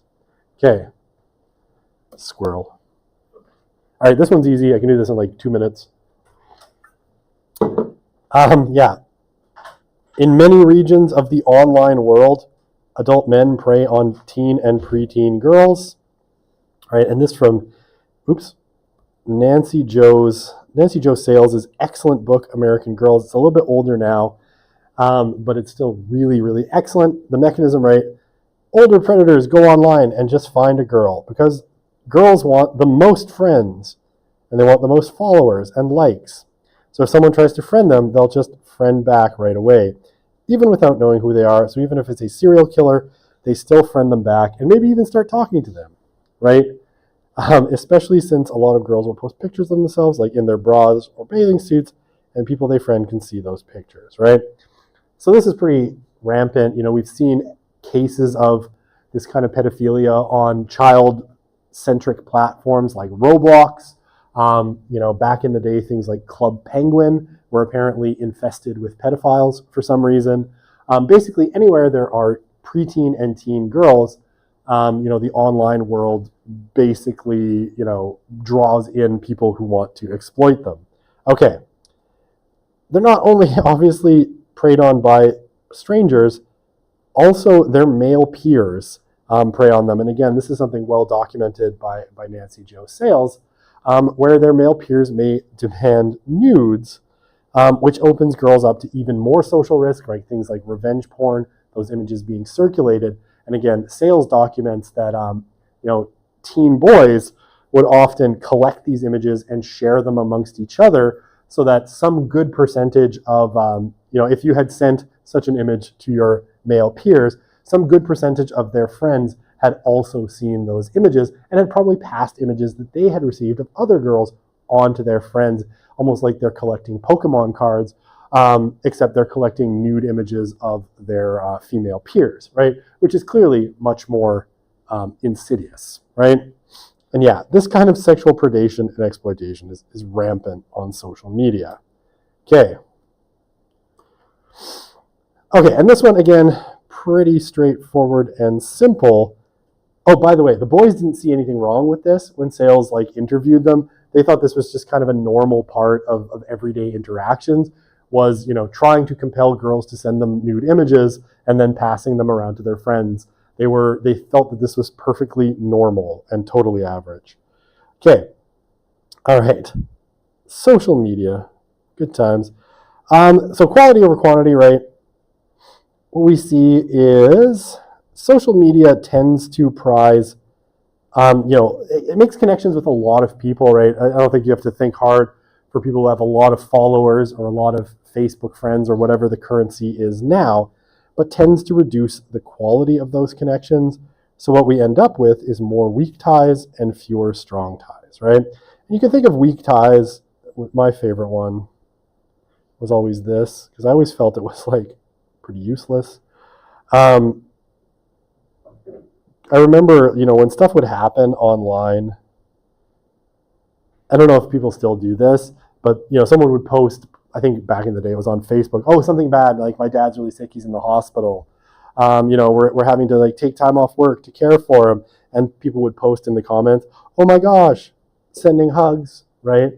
As opposed to actually showing up and being like, oh, do you need me to take care of your kids or drive your kids to soccer or whatever it happens to be? Or like, what can I do to help, right? It's just like a very weak, like thinking of you kind of thing. And yeah, we established this very well, right? Teens have cut back on in-person time and their relationships have suffered, right? And they have fewer friends, less time with friends. Lots of them lack quality connections to trusted adults and all of that, right? And here, what do we see? Happy days. Zooms. My ink moved. This is going to be an ongoing problem, right? So if we look at, basically the percentage of students, again, this is monitoring the future, who report having, the percentage of students who report having few close friends or a few close friends, right? We see that number is going down, right? And again, for boys here, it's actually gone down more than it has for girls. And the percentage of, again, same data from monitoring the future, as we go through that great rewiring, the percentage of people who say they often feel lonely has gone up. Return to me, magnifying glass. Okay. All right. How am I doing? I'm doing so good. Positive self-talk is important. All right. So what's happening to boys? Right? So social media is bad for girls. What's happening to boys? So boys and girls, these are different paths, right? When it comes to internalizing disorders, right, anxiety, depression, girls have more of them than boys do, right? It doesn't mean boys have done great, right? Boys have suffered too, and especially they suffered higher rates of internalizing disorders as well, though these are still lower than girls. One of the things that seems to be happening to boys, and we kind of talked about this already, is they're showing increasing evidence of pulling away from engagement in the real world. And it started earlier for them than it started for their female peers, right? It started more for boys in the early 2000s and accelerated in the 2010s. The one for, the impact for girls is more compact, right? There starts later, more with the arrival of social media in that 2010 to 2015 period. But for boys, it starts way back in about 2000, right? Or mid 2000s. And the reason for this is probably video games, right? Okay, I'll say this. The real world, right? So the real world, okay, I can do this. The real world started to change as we kind of established in the 1970s, making it somewhat less hospitable to boys and men, right? Especially around things like work and education. We've already looked at those trends, but it's worth repeating a little bit. And many have felt purposeless and adrift. Okay, video games though, and video games became available before social media did, especially online, high quality video games, created a way for boys to do agency building activities, such as exploring, right, competing, playing war, mastering skills, and of course, with pornography, right, seeing naked women, right? All things that typically would be important to men, and all increasingly on very portable screens. Okay, so again, just to re-emphasize all of this, so men's fortunes start declining in the 1970s, and it's caused by a shift in the economy that goes from prizing physical strength to other attributes, usually more soft skills, right? In the service industry, skills for which many men are dispositionally ill-suited, right? I love my friend Matt. He's a plumber, great guy. I've known him since high school, but honestly, like, I cannot imagine him, as a teacher. He's gruff, he's tough, he's a manly man, he likes to build stuff. Dispositionally, he's a great plumber. As a people person, not so much. You can ask his ex-wife. There were some interpersonal conflicts. Though, if I can be so bold, she was nothing special either. But that's neither here nor there. Okay, so what does Hannah Rosen note in her book, The End of Men, which I mentioned earlier in the course, right? For the first time in American history, the balance of the workforce has tipped in favor largely of women or towards women and away from men. And yeah, at every level,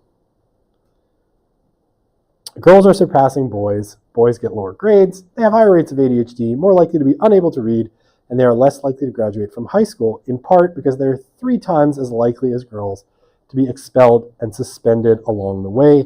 And as we noted when we talked about Reeves's book, the effects compound as you go down the socioeconomic ladder, right? The poorer you are, the worse these are. And of course, the worst effects are felt in the United States, especially by black boys. Okay, $112 squirrel. So, some of the causes. This is a really good book. If you're looking for some incredibly depressing summer reading, I know I am all the time. Hannah Rosen's The End of Men and the Rise of Women is a really fascinating book. The causes, right? The decline in jobs that reward strength. Rosen cites the educational system that prizes the ability to sit still and listen, something that a lot of young boys especially struggle with, and a decline in positive male role models, especially fathers, right? And the changes of the 1970s in particular definitely drove down rates, drove up rates of divorce and drove up rates of fatherlessness. And again, compounded down that socioeconomic ladder, it's much more pronounced when you get to kind of the poorest people and especially racialized poor people. Okay, but also some psychological factors. Safetyism, right? Less time outside, and more agency and fun and kind of things that boys enjoy in online games. Okay.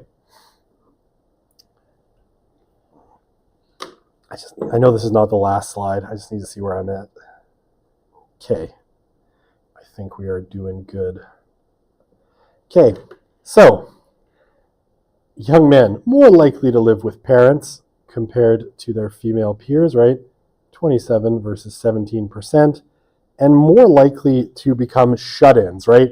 Incels, NEET, hikikomori, whatever you want to call them, right? Bless you. Men are more vulnerable to this. And like I said, Japan is the land of the future and not always in a good way. It started happening in Japan in the 1990s, right? In this phenomenon we already talked about, the hikikomori. But it's spread now, and we're seeing more and more young men, retreat into essentially single rooms or into kind of isolation, often in their parents' homes, right? They've stagnated and lost kind of their drive to go out in the world. In the past, this would have been basically impossible, since eventually, right, you could have done this for a couple of weeks, and then you likely would have had to leave your parents' house because of the intense boredom of having just nothing to do. But the online world has made it more possible, right? Video games, television, pornography, all of those things make this more and more possible, right? And yeah, communities on Reddit, 4chan, 8chan, and other things, increasingly we see this promoted in the same way, I think, as like Anna and Mia culture was promoted on Tumblr. Kind of this incel, shut-in, NEET culture, subculture is being promoted as a valid lifestyle choice, and I think that's an interesting word for it, on sites like Reddit, which is my number one argument for why Reddit should be shut down and not tomorrow, today.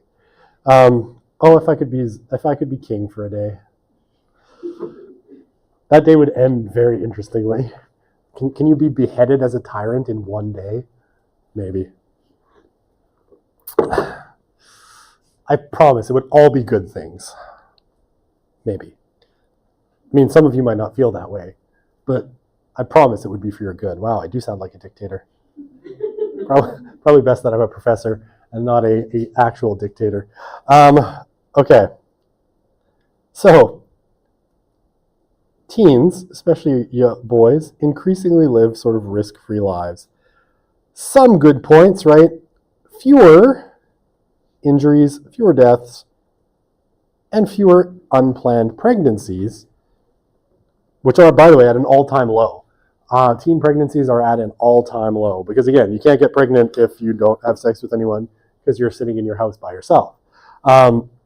Which, yay, right? It's a good thing, but also the causes maybe not as a good thing. Who knows? I mean, is teen pregnancy a barometer of a healthy society? I hope not. I don't know. Oh, the things that come into your head. Anyway, weirdly, also some people have noted that like shows like 16 and Pregnant, that show that was on MTV like a decade ago, weirdly seeing the consequences of being a pregnant teenager also drive down teen pregnancy rates. So that may have something to do with it. But anyway, that's a good one. Yay. Other things maybe less so, right? And height thinks this means fewer chances to learn and grow. I'm just going to zoom in on my graphs here.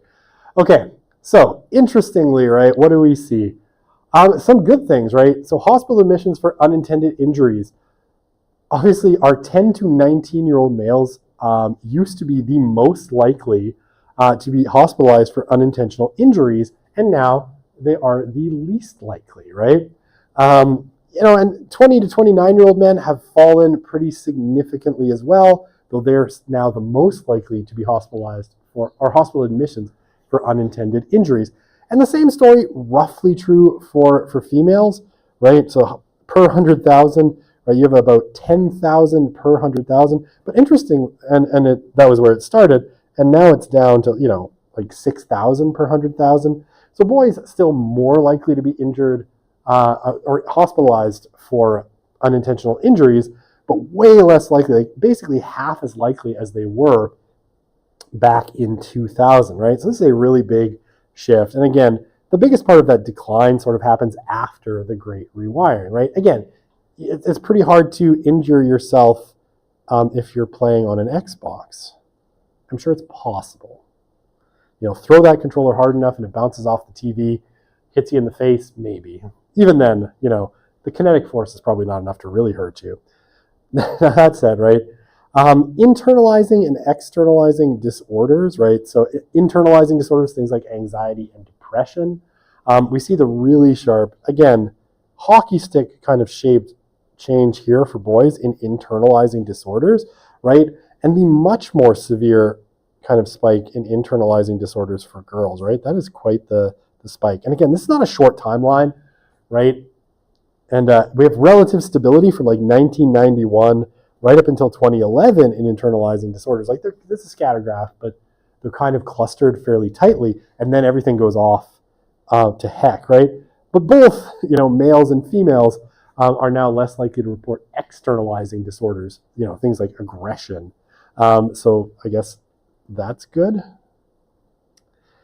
And enjoying taking risks, right? Again, fairly long timeline. What we see is as we get deeper into this social media kind of age, girls are about as likely as they ever were to enjoy taking risks, but boys are becoming less likely to enjoy taking risks, right? They're at the lowest point by 2019 as they have been since 1991, right? So that is good times. We're seeing maybe a socialization away from taking risks for boys and men. Okay. All right. Sorry, I've lost track of where I'm at again, and I want to make sure I finish in the next 10 minutes. 4 slides. I can do 4 slides in 10 minutes. Okay. So, what's probably driven this is a lot of things. Video games, have always been more exciting for boys than girls. I know, women and girls play video games, but if you look at it statistically, men are way more likely to find video games interesting and enjoyable. And this intensified in the early 2000s, right? When a couple of things happened, right? First, graphics got a lot better, and the internet got faster, right? We started to get high-speed broadband internet in the early 2000s. Things like Wi-Fi, laptops, porn, and YouTube. And online gaming went mainstream primarily because, it was built into the PlayStation, right, with PSN, and the Xbox with Xbox Live, right? So suddenly, playing online games and connecting with your friends through online games became much more possible. Okay, like their female peers, right, smartphones accelerated also how much attention could be extracted from boys. The means of doing it, again, are slightly different. It's more YouTube, it's more online porn, and it's more things like Reddit. But it's the same phenomenon, right? Industries have found ways to extract attention from boys and keep them online. And a lot of that agency building and status negotiation for boys, especially teen boys, shifted online. Like, who is the best at a particular game, right? So there becomes just a great emphasis on being, spending a lot of time playing games to become best and move up the social hierarchy. And I love this. Teen boys wander through and this is Height's wording, a bazaar of games, videos, online communities, and porn, and eventually translates into gambling and dating apps as well, right? And again, if you want to, dating apps largely set up, in kind of a slot machine type of way, right? Rotating images of different women that you can, is it swipe right or swipe left? Swipe right? Okay. I can't remember. I don't care. It's not important to me. And gambling, right? And gambling has become a major concern, particularly because so much of boys' online life has come to sort of resemble gambling and have gambling-like features built into it. I don't know if you've ever played Rocket League, the car soccer game, but you'll get these prize pods in the game. And basically, you click on it and it'll flash, and give you a reward. It's basically a sort of conditioning for a slot machine, right? The same kind of thrill you would get out of gambling, you get when you get a really good reward in the game. And online gambling is becoming an increasing problem for young men, especially sports betting, right? Sports betting is becoming a huge problem. Now, this is also driven by the fact that apparently everybody lost their ever-loving minds and decided that every sports podcast and every sports league could be sponsored by a gambling site. Shame on just everyone. Anyway, don't like it. Okay. Porn. Oh, we probably talked about porn enough. Boys, right? What does it do? It hijacks a deep evolutionary drive, right? Evolution made things alluring to help the species survive by giving you, basically bursts of dopamine, something that feels really good when you get a certain outcome, right? And one of those things for males, right, is obviously seeing naked women and having sex, right? No bones about it. That's just kind of how it goes, right? And this used to be really, really hard, right? In order to, have sex, see a naked woman, you had to work really, really hard, right? You had to be worth it. You had to attract someone. You basically had to, be there in person. It got a little bit easier in the 1960s with the invention of or the publication of things like Playboy and then Hustler and other kind of pornographic magazines, but there were still really age limits on it, right? Not everybody could purchase it. They were relatively hard to get. Then in the 2000s, right, with high-speed internet, porn was just everywhere and super easy to get. So the desire, right, for that kind of sexual intimacy, if you will, used to be a factor that basically motivated men to get their shit together, if you will. Right? Take risks like talking to girls, asking girls to the dance, improving themselves. But once you get online porn, a lot of that gets sapped, right? And again, think of Regnerus's concept of cheap sex and its possible effects. Okay, and here's the quote, right? Porn is so easy, it can lead boys to choose the easy path rather than trying to engage in the risk of actually talking to girls, right? So it suppresses it. And if you want to, go back to that Duke infographic when we talked about sex and intimacy, right? The percentage of young men that feel, like they want to ask a girl out, right? Quite low. And this is from Height, right? Porn separates the evolved lure, sexual pleasure, from its real world reward, a sexual relationship, potentially making boys who are heavy users into men who are less able to find sex, love, intimacy, and marriage in the real world. All things we have talked about.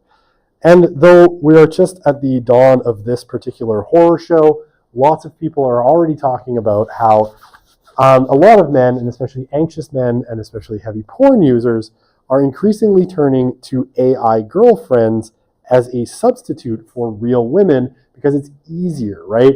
They're programmed to basically give you what you want and to just, lavish attention on you without any kind of qualifications. Although weirdly, apparently a lot of them end up in violence. It's really weird. They respond to the needs of their users and they learn from the kind of cumulative user data, and apparently really weird violent fetishes are, something that people are increasingly being conditioned to. Weird. I wonder why. My pen has died. The class is over. No, I can fix this. Okay, right, what do we have here? Daily porn users, Swedish 12th graders, my pen is now stuck, right? And we see, increasing number of 12th graders using porn daily, right? Okay. I think I have 2 slides left. So, video games. The research on video games is a little bit less definitive, right? There is a fair body of evidence that suggests they can be helpful, especially in terms of self-esteem and agency, right? But the 2 harms are probably the same, these 2. Game addiction. A subset of boys are compulsive gamers, right? It's the only thing they want to do. The rewards of the games are so high that real life comparatively seems boring. And opportunity costs, right? Every minute you're out there or in your room or wherever you play is a minute you're not building real world relationships, not connecting with trusted adults, not talking to girls, all of those things, right? All right. So, for both Gen Z boys, right, and girls, one of the things that is clearly true, right? They're deinstitutionalized. They're having trouble putting down roots in real world communities. And here, right, communities populated by known individuals who will be there in 1, 2, or 3 years or more, right? Stable, long-term communities. The places where human beings used to exist was basically all this. It's essentially what evolution built human beings to expect. And increasingly, it's not the norm in late modernity. Now their lives increasingly are made up of shifting groups of unknown people, right? Online communities, for all of their benefits, are not particularly stable. They are shifting and they are all over the place. And yeah, they suffer like no other generation from anomie, right? And here we have my final graph of the course, though I do love graphs. Life often feels meaningless, right? And we see, again, in this great rewiring, a big jump in the number of boys and girls saying that they feel like life is meaningless. So, with that perfectly depressing note, I ended the course 1 minute early. Test is on Friday. I will send out an announcement just telling you what's on it, because I don't remember. It's basically the last third of the course. It's non-cumulative. I just can't remember what units we talked about. So I will send that out either tonight or tomorrow and just give you a sense of where the questions are coming from. But that is it. That is the course. Thank you so much. Have a good day. Off we go.